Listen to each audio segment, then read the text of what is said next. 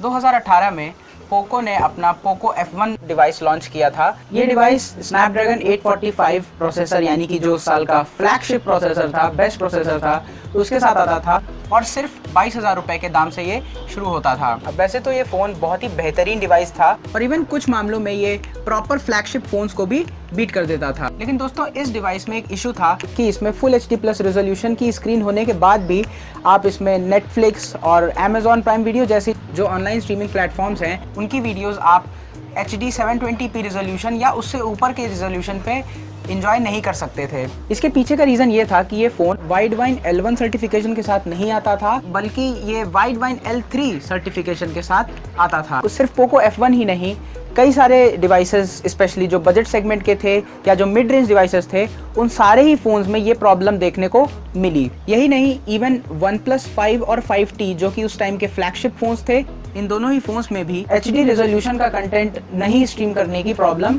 थी। तो क्या है ये वाइडवाइन L1 सर्टिफिकेशन और क्यों ये आपके फ़ोन में ज़रूरी है HD कंटेंट को एक्सेस करने के लिए? इन सारे ही सवालों के जवाब जानेंगे इस वीडियो में। तो हे गाइस, मेरा नाम है अभिषेक, आप देख रहे हैं tech to the core. Video को शुरू करते हैं, let's get started.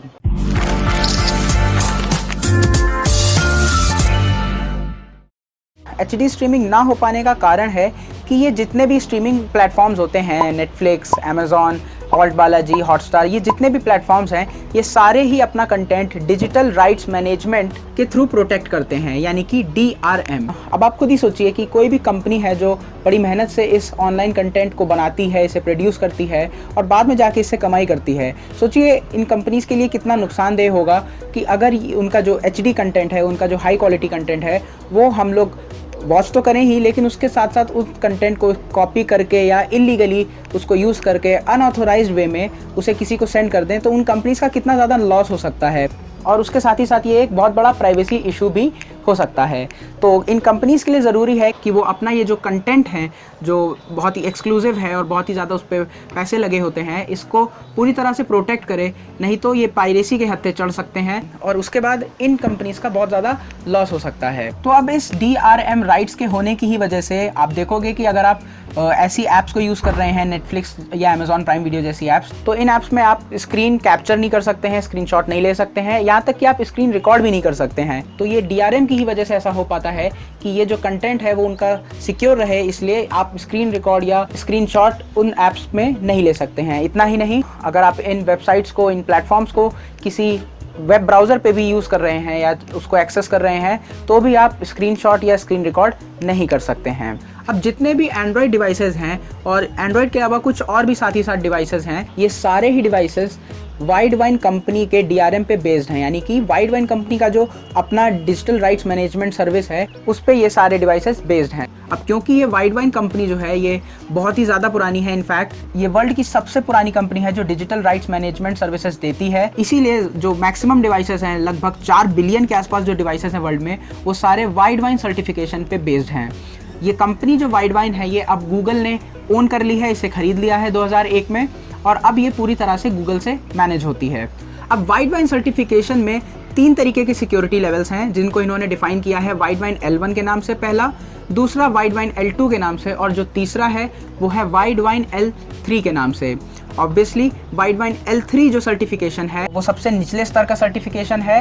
Widevine L3 पे जो क्वालिटी है स्ट्रीमिंग की, वो 480p रेजोल्यूशन पे मैक्स आउट हो जाती है। इससे ऊपर के रेजोल्यूशन पे आप वाइडवाइन L3 सर्टिफिकेटेड फ़ोन में या डिवाइस में आप उसको एक्सेस नहीं कर सकते हैं। वहीं जो वाइडवाइन L2 सर्टिफिकेशन है, इस सर्टिफिकेशन पे आपका डिवाइस 540p रेजोल्यूशन पे रेस्ट्रिक्ट हो जाता है। लेकिन जो वाइडवाइन L1 सर्टिफिकेशन है, ये सर्टिफिकेशन 720p HD या उससे ऊपर के रेजोल्यूशंस पे कंटेंट को स्ट्रीम करने की परमिशन आपके डिवाइस को दे देता है। तो वाइडवाइन L1 सर्टिफिकेशन ज़रूरी है अगर आप इन ऐप्स का HD कंटेंट एंजॉय करना चाहते हैं अपने डिवाइसेस में।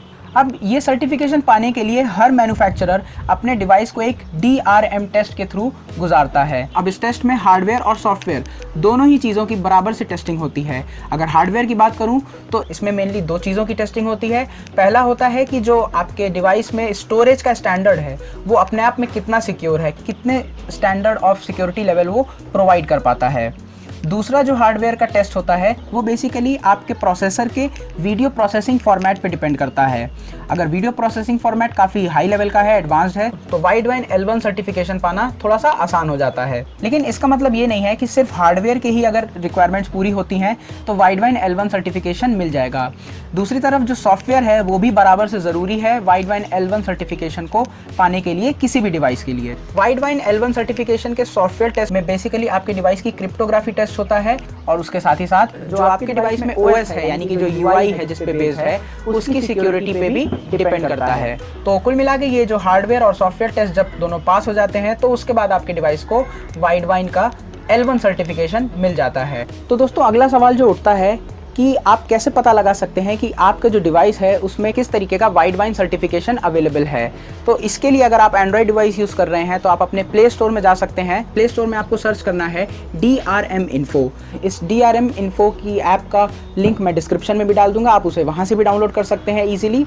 तो ये ऐप आपको डाउनलोड कर लेनी है और उसके बाद जब आप इस ऐप को इंस्टॉल करने के बाद ओपन करेंगे, जब आप उसको थोड़ा सा स्क्रॉल करेंगे नीचे की तरफ तो आपको एक वहाँ कॉलम नज़र आएगा वाइडवाइन CDM का। उस वाइडवाइन CDM कॉलम के अंदर आपको एक ऑप्शन नज़र आएगा सिक्योरिटी लेवल का।